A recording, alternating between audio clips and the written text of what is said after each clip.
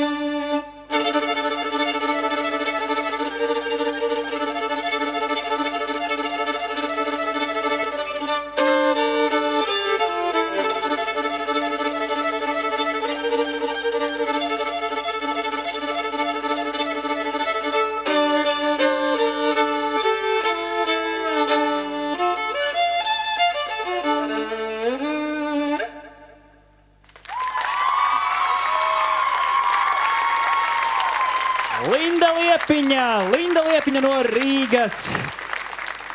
Re, lociņš saplīsis. Drusciņ tā bieži? Tā bieži, jā. Tas ikdiena. Tas tā kā normāla parādība, jā? Nu jā, ja tā spēlē. Un tev, piemēram, lociņi lūst arī?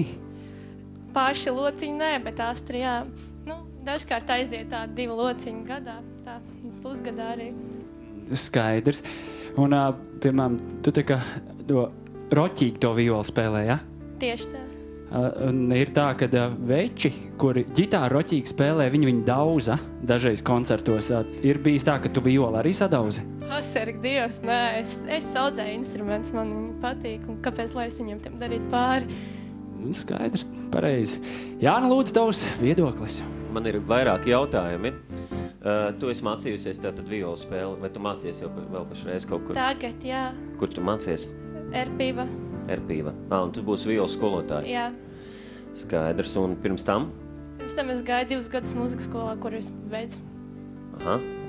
Labi. Un šis skaņdarbs, es nedzirdēju pieteicis, tas ir, kas tas tāds bija? Tas ir Astūrijas. Astūrijas. Albīns Pērsnams.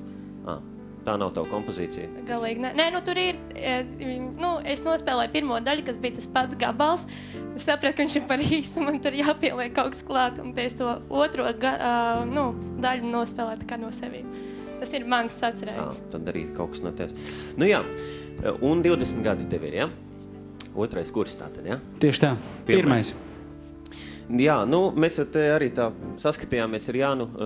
Ir labas lietas un ir arī dažas tādas lietas, pie kurām ir vērts droši vien turpināt strādāt, jo ņemot vērā to, ka tu jau tagad profesionāli apgūsti vai ne, tomēr violi, tas rezultāts varētu būt bijis arī labāks, bet varbūt tas uz tādu satraukumu norakstāms, tas tēmas, ko tu sākumā uzdevi sev diezgan ātri, pati sapratu, ka bišķi tā kā pa jāstru gribējās, ja? Un nosēdās temps un intonācija arī pa mirklim, jo viola arī ir ļoti svarīga intonācija, vai ne? Pirksts slīdē, aiz uztraukumu, ne? Tā kā es nevaru no savas puses teikt, ka bija ideāli, un es nevaru teikt, ka man kaut kas ļoti, ļoti tur aizķēra, bet priekšnesums bija. Tātad, Jāna, lūdzu, tavs viedoklis. Atkārtošos mazliet, ko teica Jānis. Jā, tas temps, ko tu uzņēmi, tas ātrums noplaka mazliet. Tajā pašā laikā, redz, man liekas, ka Latvijas zelta talants tas ir tas, kurš stāv virs viduvējības. Man ir grūti atbildēt šobrīd, vai tava violas spēle ir adekvāta tavam vecumam, nodarbošanai, cik tu ilgi ar to nodarbojies, vai arī tas jau ir solis virs. Man vēl ir mazliet laika par to padomāt. Paldies, Jāna. Agri? Es varu teikt tā, ka es, protams, no katra priekšnesuma gaidu kaut ko, kas ar mani notiekās. Un šī nebija laikam tā reize.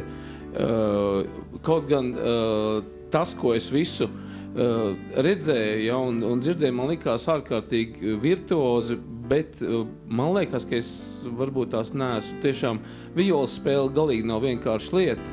Un tāpēc es varbūt tās atturēšos no tālāk komentāru. Paldies jums visiem trijiem. Linda, varbūt tās tu vari vēl kaut ko nospēlēt, lai tā līdz galam pārliecinātu viņus visus. Nu, varētu, jā. Ko tad? Varētu. Kādu, kaut ko. Tas bija labi.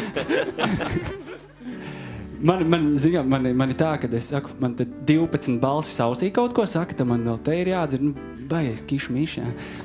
Kādu roka balādi? Roku? Nu, var mēģināt, jā. Labi, Linda ar roku.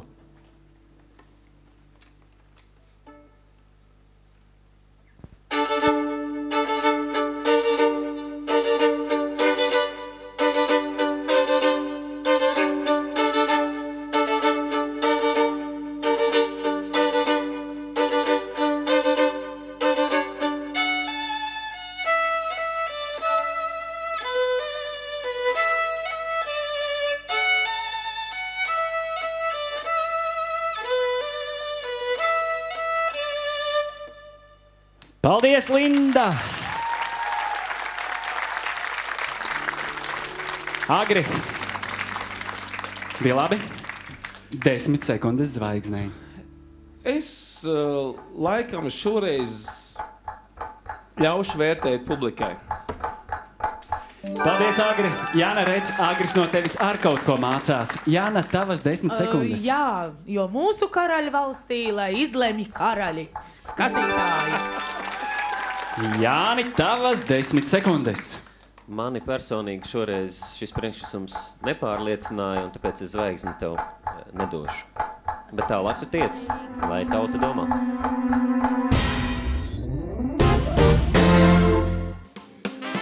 Latvijas zelta talantiem iemirdzēties palīdz zelta zivtiņi.